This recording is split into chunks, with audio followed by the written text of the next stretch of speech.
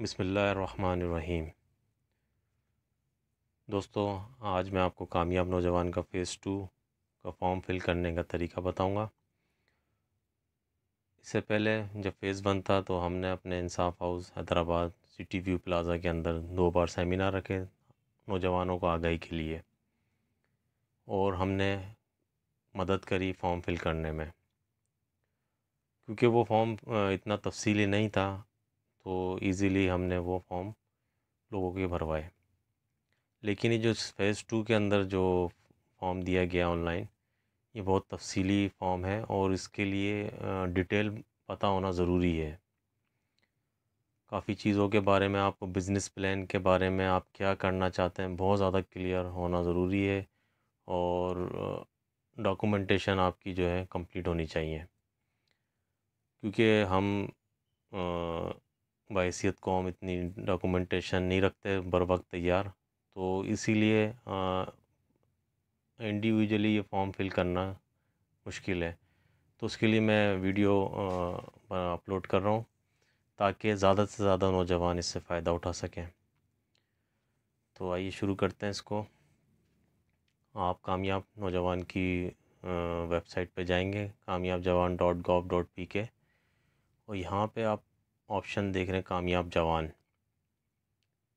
इस पे आप क्लिक करेंगे तो PM यूथ एंटरप्रेन्योरशिप स्कीम, इस पे आपने जाना है।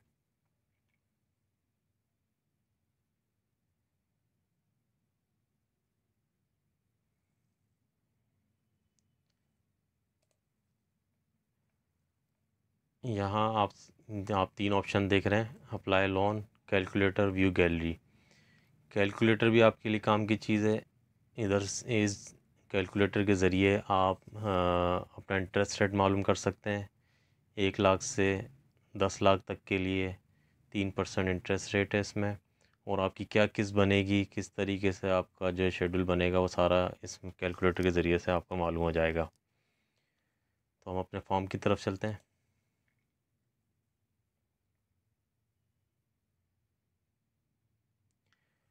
ये फॉर्म 9 स्टेप पर मुश्तमिल है और हर स्टेप में जो है आपसे मालूमात ली जा रही हैं। ये इस फॉर्म को डिटेल में बनाने का मकसद सिर्फ ये है कि पिछली जो फ़ेज़ था, फ़ेज़ 1, उसमें इतनी ज़्यादा डिटेल मालूम नहीं की गई थी और बैंक भी बहुत कम रखे गए थे। तो वेरिफिकेशन के वजह से 4-4 महीने, 3-3 महीने लग गए और लोगों को लोन नहीं मिल सका। तो इस ये जो ऑनलाइन फॉर्म है, इसी के अंदर काफ़ी तफसीली फॉर्म है, ये 9 स्टेप पर मुश्तमिल। इसी में वो आपसे काफ़ी मालूमात ले लेंगे और आपकी वेरिफिकेशन भी काफ़ी हद तक यहीं पर ही हो जाएगी। तो अब जो का जो ड्यूरेशन होगा मिलने का, वो बड़ा जल्दी होगा, प्रोसेसिंग टाइम इसका बड़ा फास्ट होगा। इनकी हिदायत पढ़ लेते हैं। हिदायत नंबर 1 है, बराए मेहरबानी फॉर्म मुकम्मल तौर पर भरें और तमाम खाने पुर करना लाजमी है। दूसरी जो हिदायत है उनकी, ये तमाम शिकायत के लिए पाकिस्तान सिटीज़न पोर्टल पर विज़िट करें। और हिदायत नंबर 3 है, बराए मेहरबानी नादरा नादरा से तस्दीक के पेश नज़र कौमी शनाख्ती कार्ड नंबर, तारीख़ अजरा और तारीख़ पैदाइश वाले खाने को एहतियात से पुर करें। स्टेप नंबर 1 में आपसे इनिशियली मालूमात ली जा रही है। इब्तदाई मालूमात में आपसे पूछा जा रहा है कि आप सरकारी मुलाजिम हैं। अगर आप सरकारी मुलाजिम हैं तो आप अहल नहीं होंगे इस फॉर्म को, इस लोन को लेने के लिए। उसके बाद आपसे बैंक के बारे में मालूमात ली जा रही हैं कि आप कौन से बैंक के ज़रिए से ये लोन लेना चाहते हैं। तो आप कोई भी सेलेक्ट कर सकते हैं, इस बार इन्होंने काफ़ी बैंक दिए हैं। क्या आप सियासी शख्सियत हैं, हाँ या ना, जो भी जवाब है। अगर हैं तब भी कोई फ़र्क नहीं पड़ता। हाँ, ये जो है सिटीज़नशिप स्टेटस, इसमें अगर आप पाकिस्तानी हैं तो आपके लिए ये है बिल्कुल लोन, और अगर आप ओवरसीज़ पाकिस्तानी हैं तो ये आपके लिए नहीं है, क्योंकि आप जिसमें ओवरसीज़ करेंगे तो ये आपको यू आर नॉट एलिजिबल का आपके पास मैसेज आ जाएगा। दूसरा, इसमें आप देखते हैं क्या आप मुंतखब शुदा बैंक में मुलाजमत करते हैं। अगर आप यस करेंगे तो फिर आप एलिजिबल नहीं रहेंगे।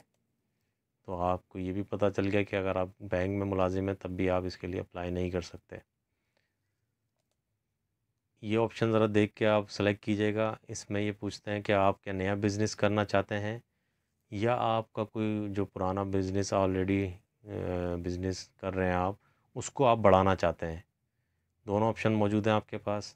तो ज़्यादातर मेरे ख्याल से अप्लाई करने वाले न्यू हैं। अब हम आ गए स्टेप नंबर 2 पर। स्टेप नंबर 2 पे आपसे वो आपका नाम मालूम कर रहे हैं। पूरा नाम अपना बताएं जो भी है।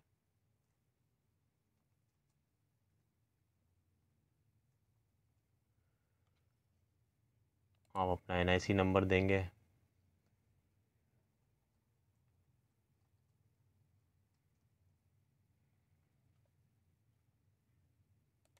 NIC की जो है आप इशू डेट बताएंगे। ये मैं ऐसी सैंपल के तौर पे आपको दिखा रहा हूँ।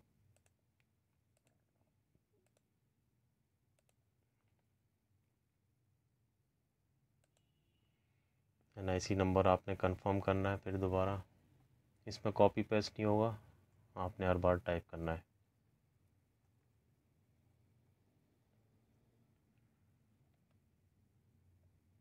डेट आपने फिर कंफर्म करनी है, इशू डेट।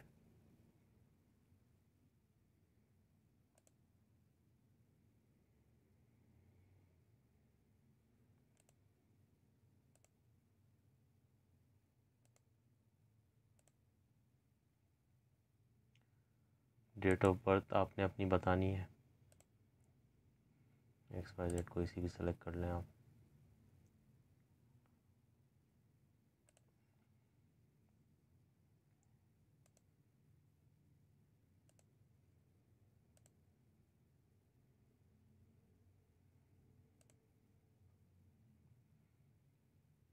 ज़ेर कफ़ालत अफराद की तादाद जो भी हैं या है या नहीं, जो भी।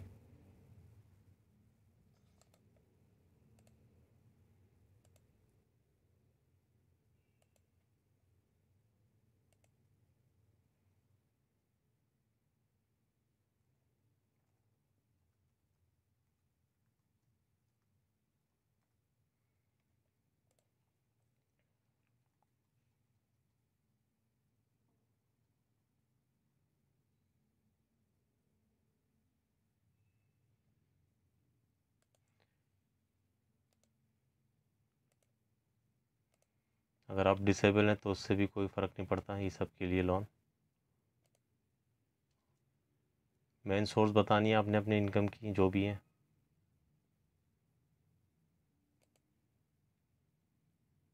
अपने आपने जो है बतानी के माहाना आपकी क्या है, जो भी है XYZ ऐसी फर्जी दे देते हैं इसमें।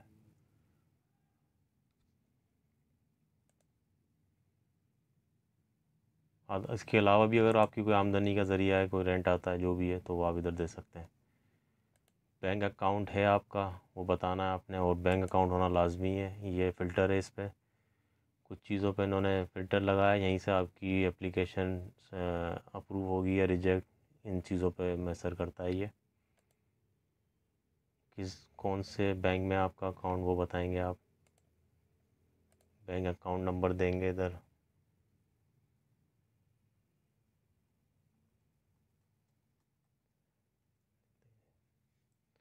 साथ ही असासे बताएंगे आप अपने। इसमें मतलब ये बताएंगे कि प्रॉपर्टी है या कार या जो भी XYZ है, तो उसमें बताएंगे 2 या 3 कितनी भी वेल्थ है आपकी। आपने कोई भी अपना बिजली का, गैस का या टेलीफोन का बिल की कंज्यूमर आईडी देनी है इधर।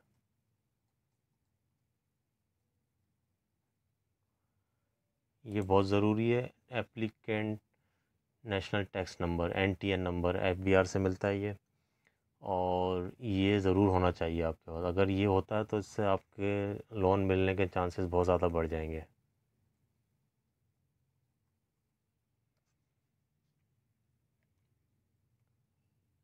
और दूसरी चीज़ जो मैं आपको इधर बताना भूल गया कि आपके पास हर स्टेप में ये वाच, ये ट्यूटोरियल मौजूद है। और कहीं भी अगर आपको कुछ समझ में नहीं आता तो आप इस पर क्लिक करेंगे और ये आपके लिए प्ले हो जाएगा और इसमें आपको गाइड किया जाएगा। तो सबसे इम्पोर्टेंट और सबसे अच्छी चीज़ है इसके अंदर ये, हर स्टेप में मौजूद है ये। और जो पहला स्टेप है उसके अंदर टोटल है पूरी, वो जितना भी नॉइज़ हैं फॉर्म के वो पूरे बताए गए इसमें, और बाकी हर स्टेप के अंदर हर स्टेप के हिसाब से बताए गए। तो इससे भी आप फ़ायदा उठा सकते हैं। इसके बाद आपने अपना शनाख्ती कार्ड के सामने वाली और पीछे वाले हिस्से की जो है शनाख्ती कार्ड की आपने तस्वीर अपलोड करनी है। और इस चीज़ का ख्याल रखना है कि उस फाइल की साइज़, उस इमेज की साइज़ 2 MB से ज़्यादा ना हो। अगर 2 MB से ज़्यादा फाइल की या इमेज का साइज़ होगा तो फिर ये अपलोड नहीं करेगा, एरर आएगा। इस चीज़ का आपने ख्याल रखना है।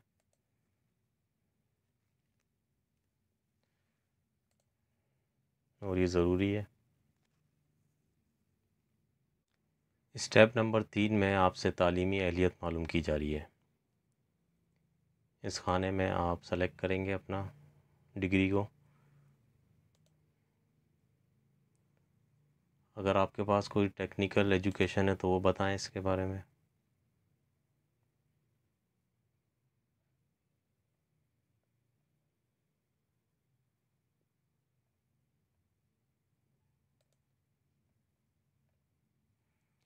अगर आप कारीगर हैं या कोई हुनर रखते हैं तो वो भी बताएं इसमें।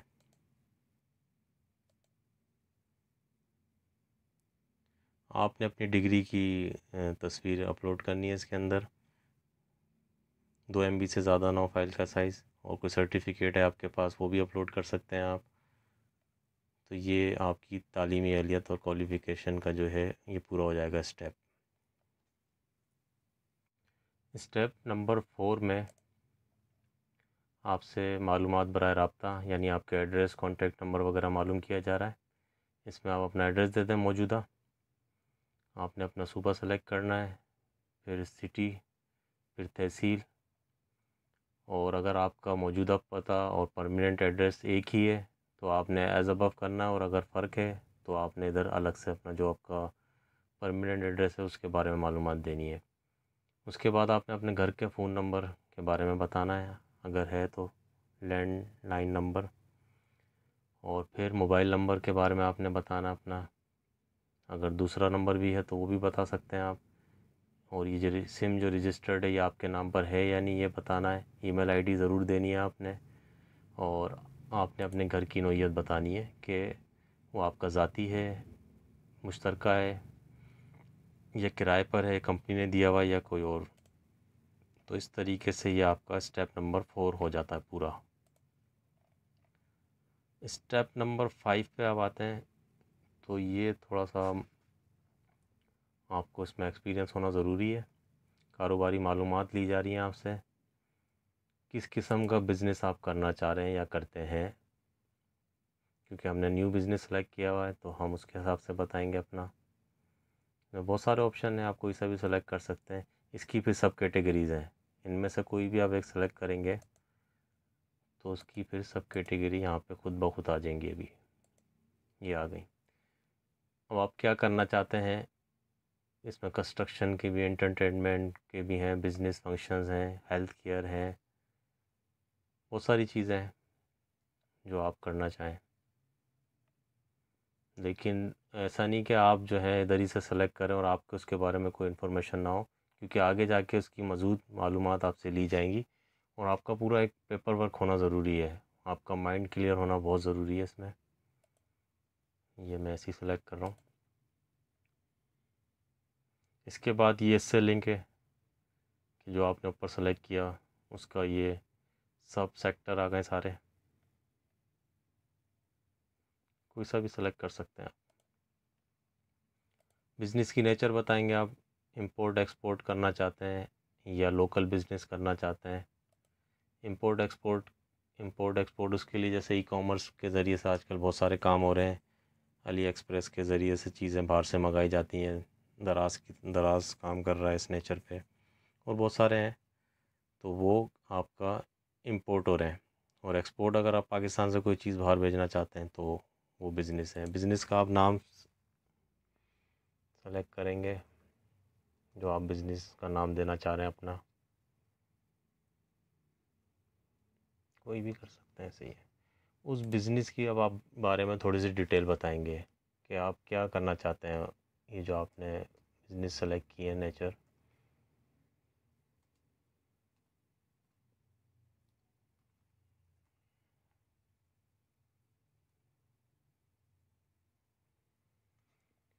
मज़ीद डिटेल दीजिएगा, तो मैंने सिर्फ ऐसी फ़र्ज़ी कर दिया। अगर आपके पास बिज़नेस का एड्रेस है, आपके पास कोई ऑफ़िस है, कोई शॉप है जो आपने पहले से ली हुई है, लेकिन क्योंकि आपके पास अमाउंट नहीं है तो आप उसका ऑपरेशन नहीं कर पा रहे, तो वो दे दें इसका एड्रेस। और अगर नहीं है तो फिर आपका अपने घर का एड्रेस दे सकते हैं इसमें, जो कि हमने पहले दिया था वो आप दे सकते हैं इसमें, क्योंकि अभी आपके पास रकम नहीं है, तो आपने अभी कोई आपके पास ऐसी जगह नहीं है, आप अभी स्टार्ट नहीं कर रहे बिज़नेस को।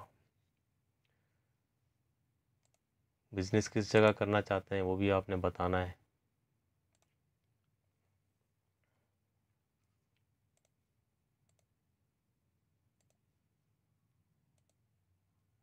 क्या आपके जो बिज़नेस आपने सोचा है वो रजिस्टर्ड करवाया आपने या नहीं करवाया, वो बताना है आपने। अगर करवाया या नहीं, जो भी पोजीशन है उसकी। कारोबार की किस्म बतानी है आपने, कि आप जो हैं वो ज़ाती उसके प्रोप्राइटर हैं, या जो है आप इसको लिमिटेड कंपनी बनाना चाहते हैं, या आप पार्टनरशिप फॉर्म बनाना चाहते हैं। ये डिपेंड करता है आपके अमाउंट के ऊपर। इसमें अब जो आपकी, अगर आपका बिज़नेस है, रन कर रहे हैं आप, या ऑफिस वगैरह उसका कोई बिल वगैरह यूटिलिटी, तो आप दे दें। और अगर नहीं है तो छोड़ दें इसको। एनटीएन नंबर बताएं उस बिज़नेस का, अगर है आपके पास तो। आपके नाम पे कोई कार, कोई चीज़, गाड़ी, मोटरसाइकिल है तो आपने यस करना है उसको, आपके नाम पर जो है, और उसकी कागज़ात आपने इसमें अपलोड कर देने हैं।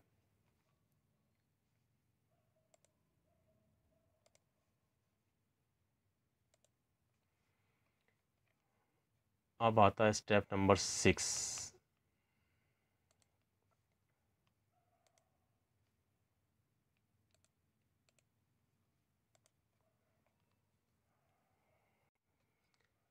और स्टेप नंबर 6 के अंदर आपसे कर्ज़ की तफसीलात ली जा रही हैं कि आप किस किस्म का कर्ज़ लेना चाह रहे हैं। 3 किस्म के कर्ज़ हैं ये। वर्किंग कैपिटल है इसमें, और लॉन्ग टर्म फाइनेंसिंग है, और लीज़ फाइनेंसिंग है। तो वर्किंग कैपिटल अमूमन वो होता है जो काम आपने, मतलब एक मिसाल है कि आप 10 लाख से कोई बिज़नेस करना चाह रहे हैं, और जो उसकी प्लांट वगैरह या उसके इक्विपमेंट वगैरह वो आपने ले के रख लिया 8 लाख के, और 2 लाख आपको ऑपरेशन के लिए चाहिए। आपको सैलरीज़ के लिए शुरू के जो महीने उसमें सैलरी निकालनी है, बिजली के बिल, फ़ोन के बिल, यूटिलिटी बिल्स वगैरह आपने पेड करने हैं, या और कोई दीगर खर्चे हैं जो कि बिज़नेस को रन करने के लिए चाहिए होते हैं, तो उसके लिए वर्किंग कैपिटल का लोन है। और आपने, कि आपके पास इतने पैसे नहीं है कि आप इसको ना, आपने कोई प्लांट लिया, इक्विपमेंट लिए, कुछ भी नहीं करा आपने, आप अमाउंट ही नहीं है, तो उसके लिए लॉन्ग टर्म फाइनेंस सेलेक्ट किया जाएगा। क्योंकि हम न्यू बिज़नेस कर रहे हैं और ज़्यादातर इन्हिसार जो है हम बैंक के ऊपर कर रहे हैं, हुकूमत के ऊपर कर रहे हैं, तो लॉन्ग टर्म कर लें आप। अब इसमें पूछा जा रहा है कि आपने कितना लोन लेना है। तो इसमें 3 टायर दिए हैं। टायर नंबर 1 सबसे आसान है, वो 1 लाख से लेके 10 लाख से, 1 लाख से लेके 10 लाख तक का है वो। और इसमें आपसे कोई सिक्योरिटी नहीं मांगी जाएगी, ये आपकी शख्सी ज़मानत पे होगा। और उसके अलावा अगर आप टायर 2 लेते हैं तो उसमें आपको जो है गारंटी के तौर पे कोई ना कोई चीज़ रखवानी होगी। इसी तरह टायर 3 भी है, और उनकी डॉक्यूमेंटेशन भी बहुत ज़्यादा चाहिए होगी, और इसके इंटरेस्ट रेट भी बढ़ जाएंगे आपके। कितने साल के लिए लेना चाहते हैं वो सेलेक्ट करना है आपने। 8 साल तक का टाइम है आपके पास। आप जो कारोबार करना चाह रहे हैं वो कितने लागत से शुरू होगा, उसके लिए कितनी रकम दरकार है वो बताएंगे आप इसमें। साल के तौर पर हम इसमें लिख देते हैं 10 लाख। हमारा बिज़नेस 10 लाख से शुरू होगा, और हमें हुकूमत से चाहिए 8 लाख, मिसाल के तौर पे, और इसका 10% हम अदा करेंगे। जो कि बनता 10,000 यानी 1 लाख रुपए। आप कितने पीरियड तक चाहते हैं कि आप इसकी इंस्टॉलमेंट ना दें? ये नए बिज़नेस जो करना चाहते हैं ये सहूलत सिर्फ उनके लिए है। 12 महीने तक आपके पास ये सहूलत है, आप कोई कितने भी मंथ सेलेक्ट कर सकते हैं इसमें।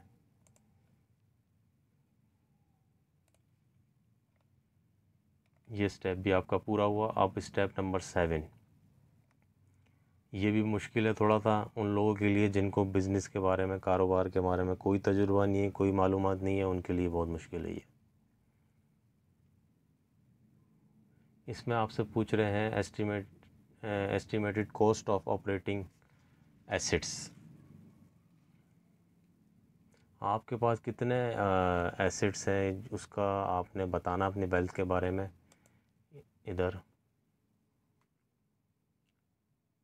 ये फर्जी सेलेक्ट कर लेते हैं, लेकिन ये आपने बिल्कुल सच बताना है क्योंकि आपका एनआईसी नंबर उनके पास है, आपकी हर डिटेल उनके पास आ रही होगी। पिछली दफ़ा जो एप्लीकेशन रिजेक्ट हुई हैं उसकी सबसे बड़ी वजह ये थी कि उनकी मालूमात दुरुस्त नहीं दी गई थी, सच नहीं बोला था उन्होंने, ज़्यादातर ने झूठ बोला था या उनको बारे सही मालूमात नहीं थी, तो पहले स्टेप में उनकी रिजेक्ट कर दी गई थी।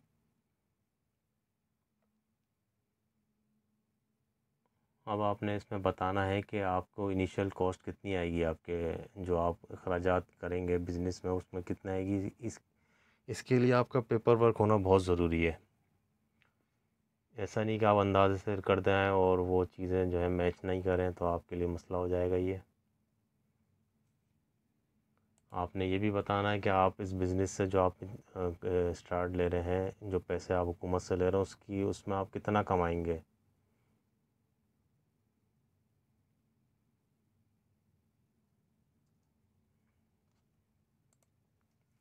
और उसके डायरेक्ट एक्सपेंस भी बताना है आपने, और उसके साथ साथ इनडायरेक्ट एक्सपेंस भी बताने बिज़नेस के। तो डायरेक्ट एक्सपेंस वो होते हैं, मिसाल के तौर पे आप लकड़ी का कोई काम करना चाह रहे हैं और उस लकड़ी से आप चेयर्स वगैरह बनाएंगे, तो जो लकड़ी आप ख़रीदेंगे वो, और उस लकड़ी को लाने का जो किराया होगा वो आपके डायरेक्ट एक्सपेंस होंगे।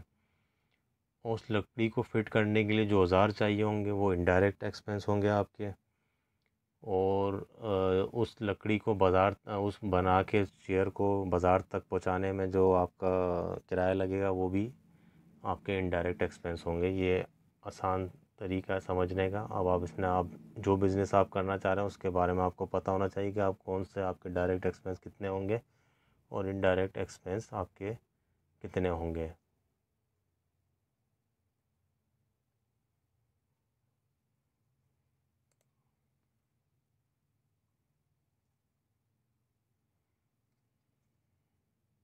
आप कितने मुलाजिम रखेंगे, इससे ये भी पता चलता है कि आप जो ये कर्ज़ा ले रहे हैं उससे कितनी जॉब जनरेट करेंगे आप।